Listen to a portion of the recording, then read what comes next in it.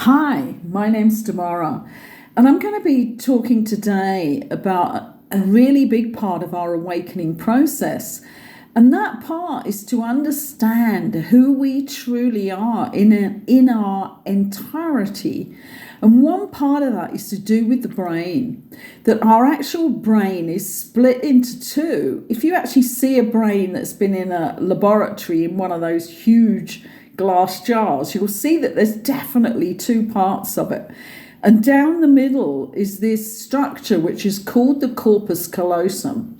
And this is the part that separates the left from the right. And why would we want to know this? And how is it to do with our awakening? Well, it's huge because the left side of the brain is where we are using our logic, right? And that's a simplification, but it's very much to do with logic. And it's quite black and white, okay? And the right side of the brain is to do with all our intuitive parts of us, of our human technology, and also our gifts, not just the intuitive side, but the side of us that can see things on another dimensional level, hear things on another dimensional level. All of this comes from the right side of the brain. But we're never taught anything about this. And this makes us much more colourful, if you like, much more full with all of the parts of our human technology in working order. Otherwise, we are more robotic, and that's for sure. If you had a person who had never done anything creative, and of course all the creative arts like singing, dancing, painting, ceramics, all of those artistic traits come from the right side of our brain. And if you think about our school lives in education, because everybody's put through this standard, well, unless they're taken out and homeschooled, which I think is a really good thing right now. But mainly people go through this period of, say, from 5 years till 18. So that's going to give you 13 years of education. And I would say, what could we say here? I would say possibly 90% of it is logical training.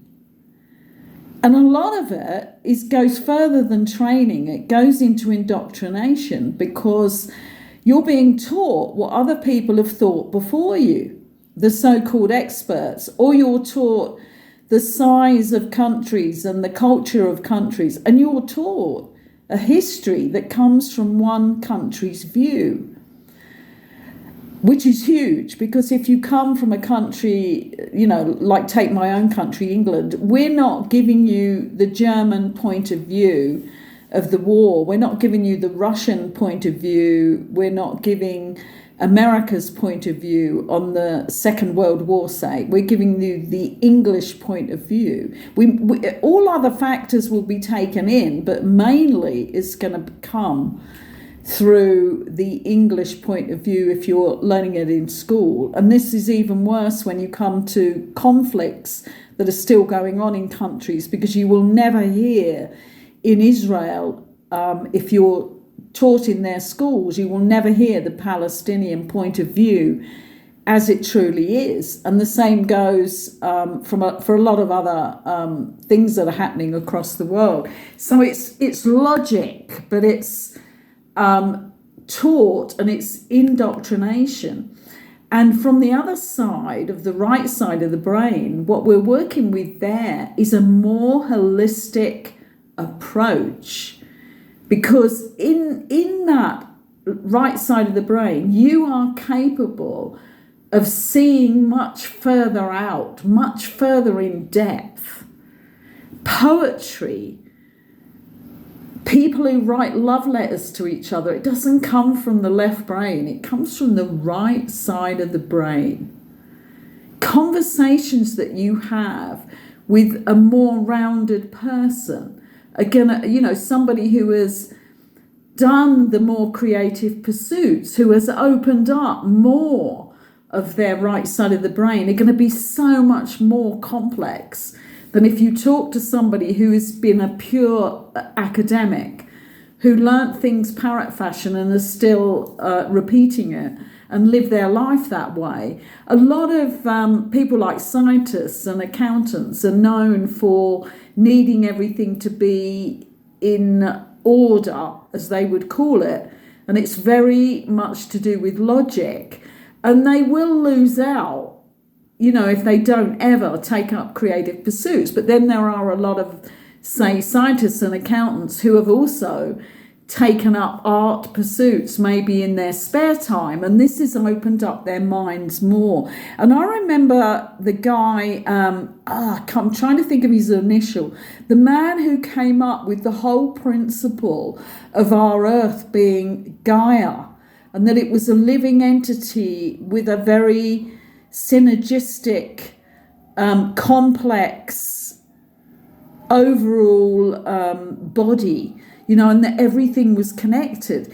He actually, when I was at a college doing a 2-year course for sustainable environments. This is when I was 50, so it's 25 years ago now. But I always remember this because we were being taught the Gaia approach to the earth, and then they were talking about this, I think it's J.D. Lovelock, his name, but I may have those initials completely wrong. But and I thought, how did this guy, who was very scientifically minded and had come up with some computer version of how things worked on the planet in a really deep growth way, and how long we would have to survive, that sort of thing. And I thought, how did he come up with that?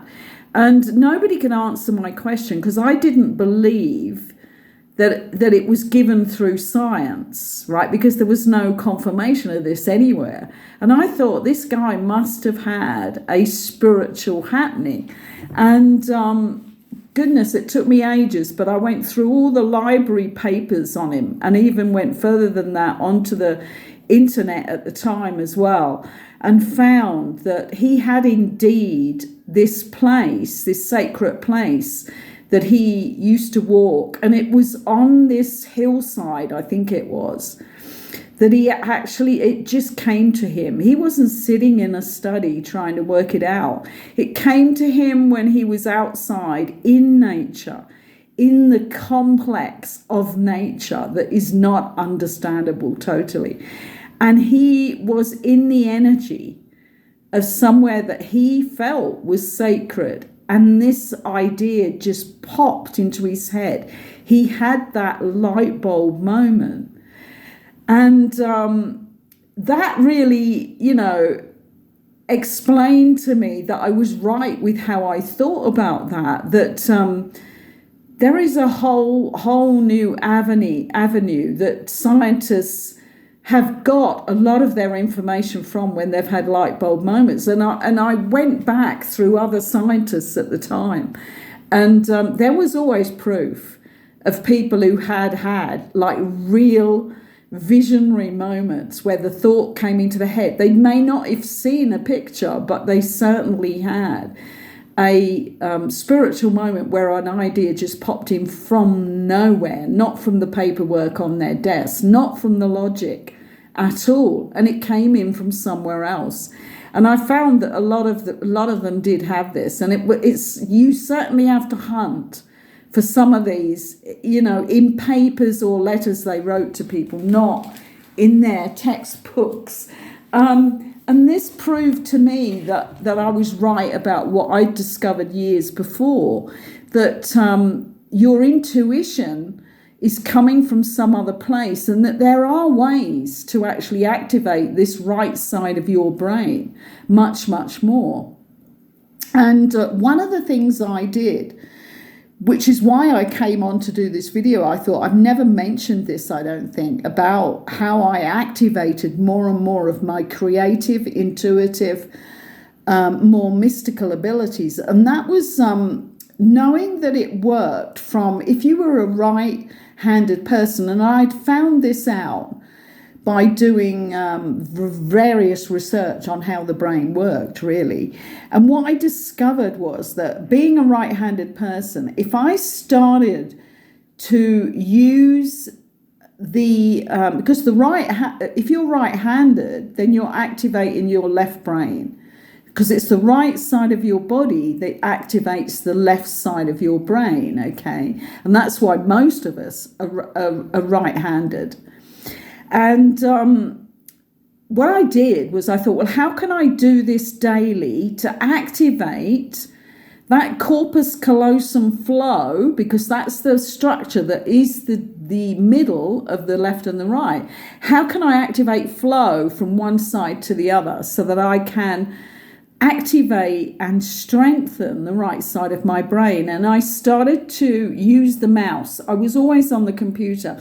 I was running a radio show at the time as well, and had to do a lot of research because I was exposing things that we didn't know, actually important things that we didn't know in our lives because they'd been held back as secrets from us and all sorts of things.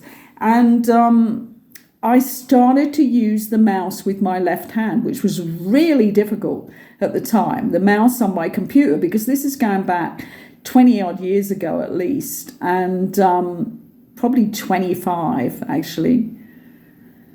And then I got better and better as the days went on, because I had to, because I was doing a lot of work on the computer, and I just kept doing it. So I'm not using then as my dominant hand, my right hand, I'm using my left. And I could feel subtle effects of that. And I went on to do it until I kind of forgot that it became the habit. It only takes 21 days to build a habit. And so my hand automatically, and it was always set up that way, my computer, which was a PC computer, a stand-up, one of the old-style computers at the time. So it was always set up so that I sat down and it was the left side. And other ways of doing this to help you, because this is where, if you're somebody who's a creative artist and you get blocked, or a writer that gets blocked, then you can actually do things for yourself to get rid of that. And another one is to start to write, do a session of writing each morning where you write with your left hand if you're right-handed. And just maybe say, I'm going to sit here and write for 10 minutes and see what comes out.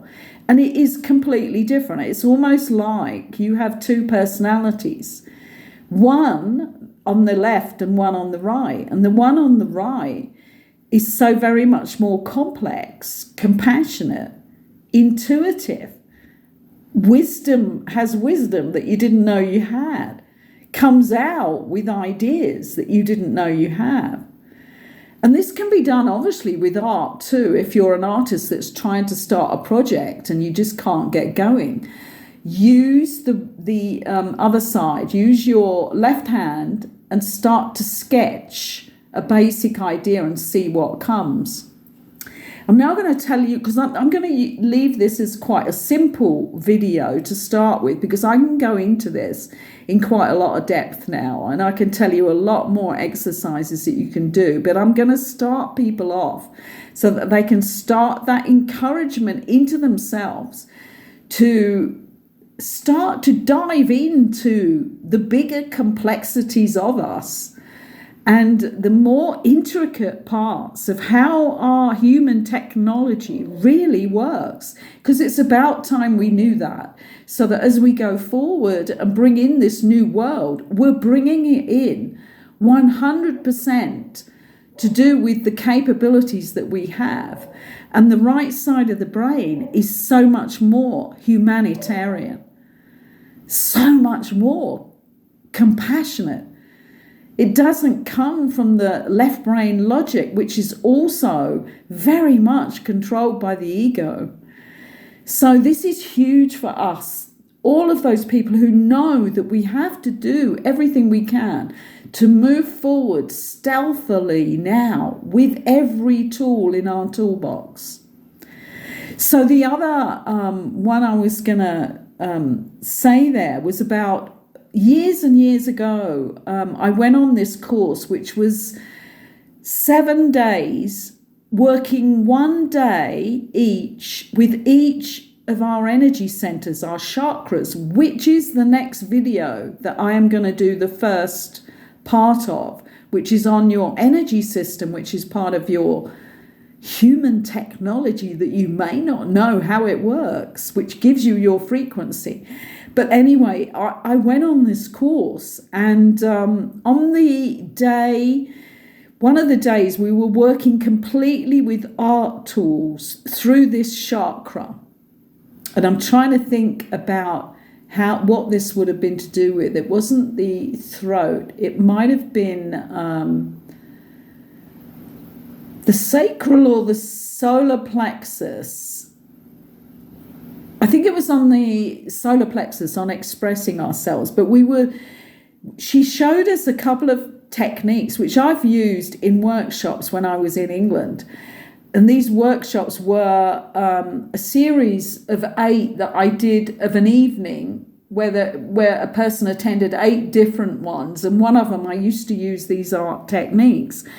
And one of the techniques was to find a line drawing, because a lot of the people I had in my class would all have said, oh, God, I can't draw. Don't do that. Don't put art into this, or creating through using our hands and different mediums, because I can't do it. And I was somebody myself who thought I would never be able to really draw. And one of these techniques is, it's drawing from the right side of your brain. And what you do is find a picture. I found an amazing picture of this couple in an embrace, which was quite complex, but black and white, and a lot of space and a lot of black on this drawing. And I gave it to each one of the people on this workshop. And I said, okay, we're going to copy this, and you'll be surprised at what you can do. And everybody was in horror that they was going to have to do this, and it was going to be embarrassing because they weren't artists. So I set them up with their paper and their charcoal or whatever we were using on that day. And then I said to them, okay, now what we're going to do is we're going to turn it upside down. And so everybody turned it upside down. And then I said, just start copying the picture. You're going to do your copy exact as you can of that picture.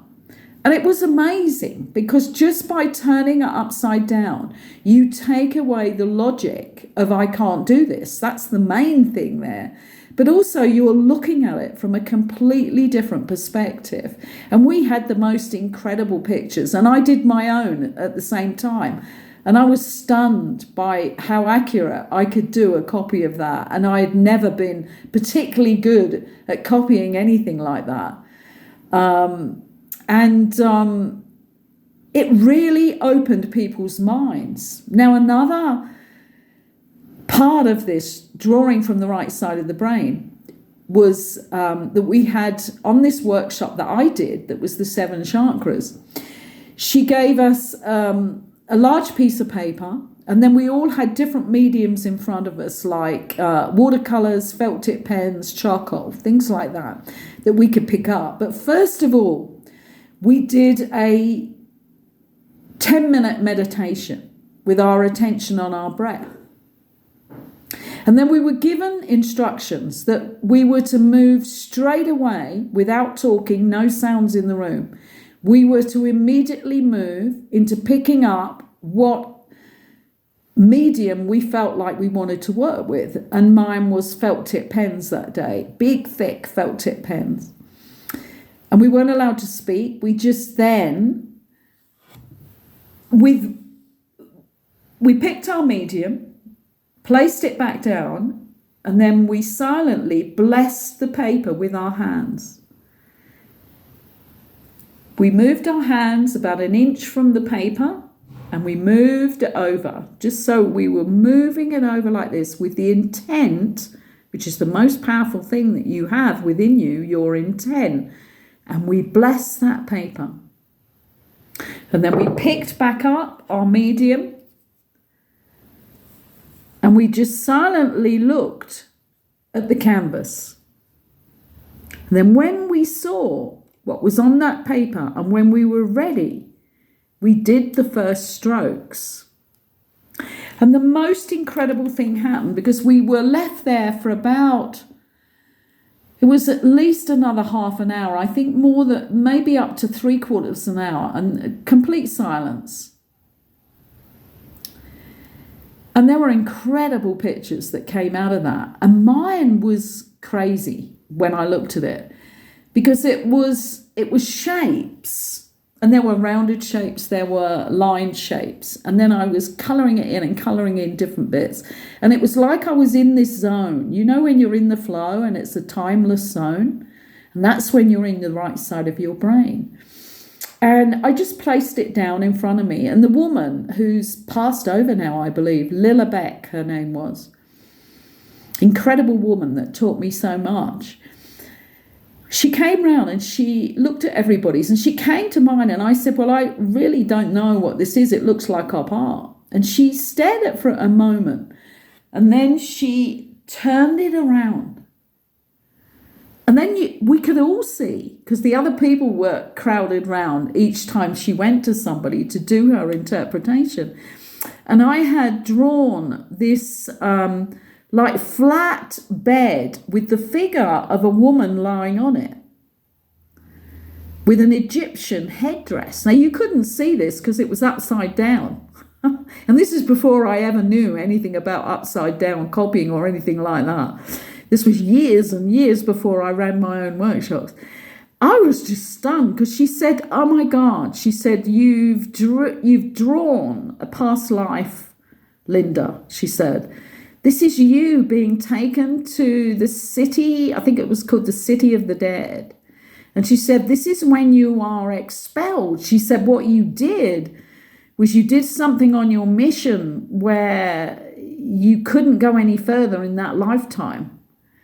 And you died and then were taken out, because they knew much more about our missions in the Egyptian times. Maybe we'll go into that again in another video at some point. But it was so clear to me when she showed it. And that, recalling that, I mean, the more I sat and looked at that afterwards, I knew it was something really important to me and my lifetime when I did die in that life, because I think I had failed a really big part of the mission that I was on during that lifetime. And I have a real affinity and a real fascination. And you know what fascinations are, the signposts on our blueprint, with Egypt anyway, always had. But that brought back a lot for me. But that was her showing us how to bring out information for us by doing those two techniques. So that's another thing that you can do, and not particularly if you may not be looking to bring out deeper information from the right side of your memory and brain, but you may be doing it because you want to unblock yourself from being creatively blocked, because you're using the right side of the brain. So there's a few things here I'm already giving you, and it's so important that we get more creative and that we get more holistic. And a lot of people think that's a trendy new age word. It isn't at all.